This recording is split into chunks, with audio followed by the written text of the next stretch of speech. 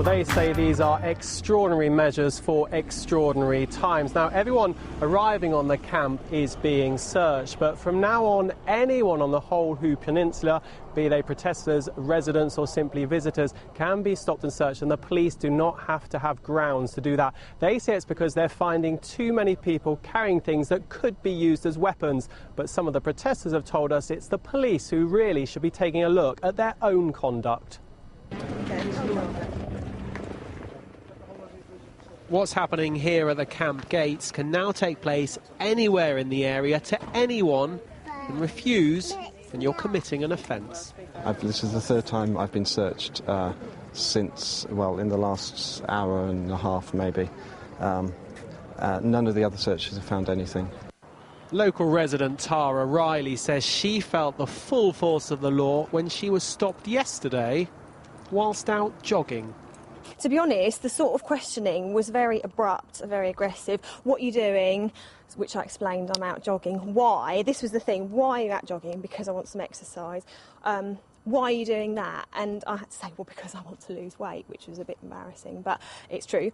And then basically 6 or so surrounded me and just continued questioning, saying, oh, well, you know, you realise that you looked a bit suspicious. Well, the actual camp is in that direction. We've had police coming down in between these rows of pear trees. Alan Tristram says he was stopped by police 3 times going down his own road. And then he said, have you got any identification? I said, no, I haven't. I said, and if I did have, I wouldn't show it to you, because why should I? This really obviously goes above and beyond attempting to stop people from breaking the law. This is about political policing. But from the police today, talk of necessity. This decision was taken primarily to protect and safeguard the residents of the Hoo Peninsula, to protect and safeguard the law-abiding overwhelming majority of the protesters, and to protect and safeguard my officers. Coppers took my bike lock, and I said, well, could I leave it over there, lock it over there? And they said that would be a nice idea. So the officers who searched me took me up to lock my bike lock against some railings with maybe 24 other bike locks, and when I went back the next day, they'd gone. They took my walking stick. I explained that I needed it because my balance is really bad at night and I've had a knee replacement, but they seem to think the walking stick was could be used as a weapon. A singular nut to go on the back of a bike off me at the stop and search gate, saying that I could use that to propel through a window. The 3 bears from Goldilocks and the 3 bears, and the police took them, and I was like really upset. I was like crying and everything because my granny made them. They took my crayons because apparently you can draw on banners and that you can commit a crime with crayons. They took some children's washable chalk, and when I said it was washable, they said, well, it's still criminal damage. My bike tyres that I brought to make belts with in a workshop. They took my soap. They took an adjustable spanner that I need to take my bike apart to travel on the train. They took a big safety pin off me because they told me it was a pin from a smoke grenade. My spoon. And they said I was going to dig my way into Kingsnorth. Ironing boards, yeah. They weren't into extreme ironing. My friend had his wallet taken off him and he's only 8. My stamp pad and my climate cap stamp. My friend's umbrella saying it was a dangerous weapon. The poles for my geodesic dome. All the stakes for my tent. They took our tent pegs. My sister's crayons. The wire for wiring up my solar panels. My toenail clippers. Some presentation boards. My bent and flip charts. Some blue tack. Eyebrow tweezers. Gaffer tape. Gaffer tape. Duct tape. My bike lock. My bike lock. My bike lock. My keychain. My marker pens. My red felt tip. My red marker pen. My blue felt tip. My green marker pen. My black felt tip. My poster paste. My clowning outfit. They took my string. String. Rubber stamps. Sellotape. Marquee poles. Candles. They accused me of stealing my own bank card. A top hat. They took my wig. Say to my friend earlier, I think this is a bad thing for Climate Camp because it's discouraging local residents from coming down. You know, the image put out from Climate Camp and the reality of Climate Camp is it's a kind of friendly, fun place to be. And come down if you're local and see what's happening. Join in the workshops. The more ideas, the better. But if you've got 2 hours of security to wait through, you're not just going to pop down after dinner. So it is inhibiting climate camp. It is having a detrimental effect on climate camp. You know, if stop and search is supposed to be brief, then it's not really happening.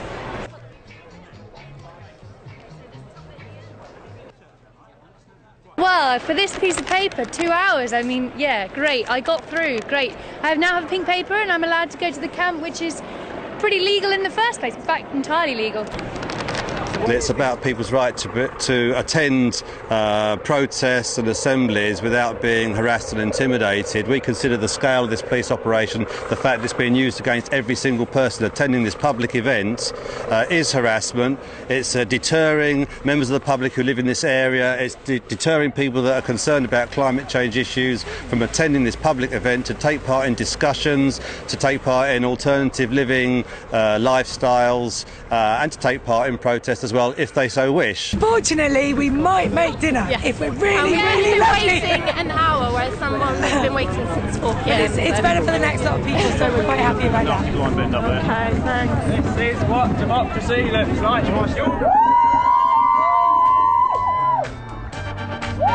So you're local people, right? Yeah. So from just down the road, have you had any trouble getting on site? Oh yeah. Yeah, we had quite a bit of trouble. We came down with some of your people because they wouldn't let us through. They said there's too much havoc, so there's no point going down. They personally searched my bag for drugs and knives. They thought we've just come down here just to give our support because we think it's a good thing. Hello, I'm a legal observer and I would like to observe within the stop and search area. Okay. Excuse me, mate, can we have, so you're refusing me entry to the stop and search? The inspector in charge of the site Okay. has already told one of your colleagues. Okay, sorry, that communication must have been lost. Could you please tell me the name of that inspector? Listen to me. Yep.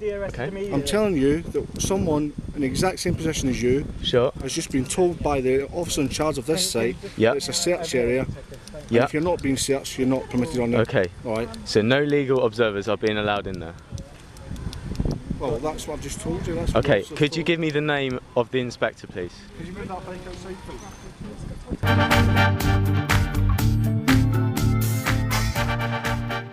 It's preventing people from seeing what's going on over there. You're preventing the press from carrying out their job. The officers are discussing with those two observers over there. So why are we being detained here? Because what they're discussing that's got nothing to do with you, is it? That's you're quite wrong there. But this is a public You're quite highway, wrong. Which I do believe I'm perfectly at liberty to walk on, right? Told you, stay back. There's cars coming up and down here all the time. I'm actually an adult and capable of crossing the road. There's an ongoing investigation over there that's nothing to do with you. If you continue to cross the road, you will be arrested. Okay, do you understand that? Listen, I can't make it any clearer than that. These people are legal observers. Okay? If you arrest a journalist, you're in trouble, mate. Believe me. For what reason?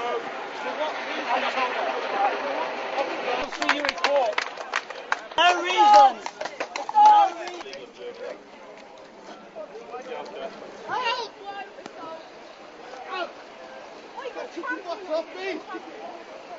Oh, it's taking place. Get off my hand. Take the line. Yeah, I'll take this thing away.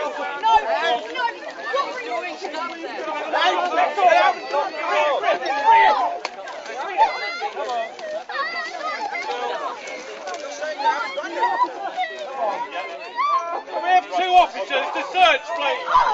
Keep them there for a moment, non-compliant. Two officers to search. Two officers, please. Pack it in. Stop pressure pointing me! Stop pressure pointing me! Stop pressure pointing me! Ow, my arm! Get off my arm! Search, please. Get off me! I'm refusing to be searched. I'm refusing to be searched. I wasn't going anywhere. I am refusing to be searched. Let go of his leg now. I am refusing to be searched.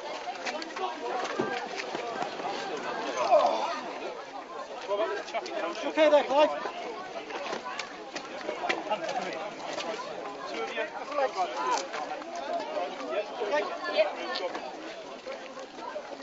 Peter, what have the police planned for the next few days?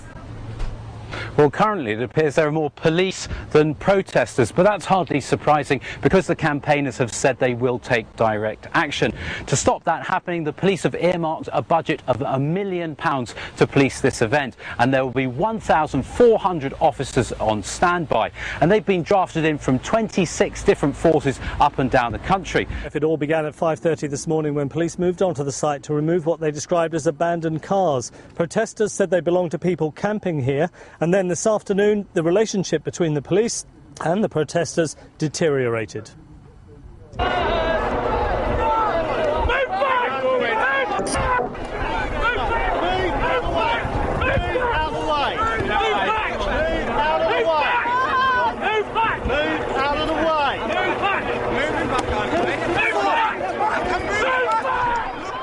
The police have entered through a back gate here. As you can see, they're trying to hold their ground in the middle of a field. The protesters are trying to remove them peacefully from the ground that they're camping on. To many people observing and to people camping on the site, it wasn't clear why the police had taken the action they had. BBC Television, can I ask you a quick question? Why you came onto the field at all? You can ask me. Whether or not I'm going to answer you is a different question. Well, I'm asking you, why did you come onto the field? We've come on set for the safety of the campers here. And what was concerning you about their safety? We had intelligence received to say that we needed to come onto the site. So and currently now it seems a bit of a standoff. What's going to happen next? There's no standoff. We're just waiting to confirm what our next actions are, and then we'll go from there.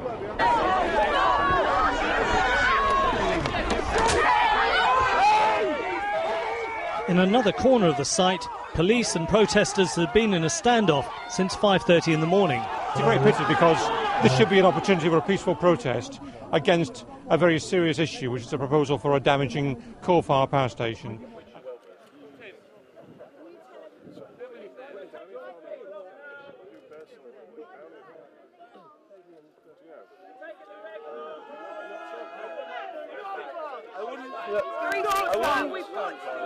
No, no advance! Right, get back! Get back! Get back! Get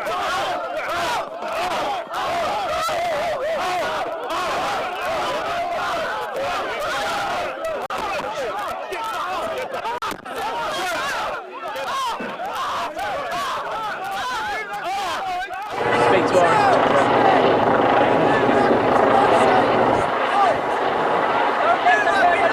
faced by batons and shields. You should tell us where you're... Move back! Get his number! Move back! Hey, come on! Move back or force will be used! Up to 1,400 police officers are facing activists today from 26 forces across the country. They and the company behind Kings North, E.ON, say they're confident the extra security measures will ensure the protesters will not fulfil their aims.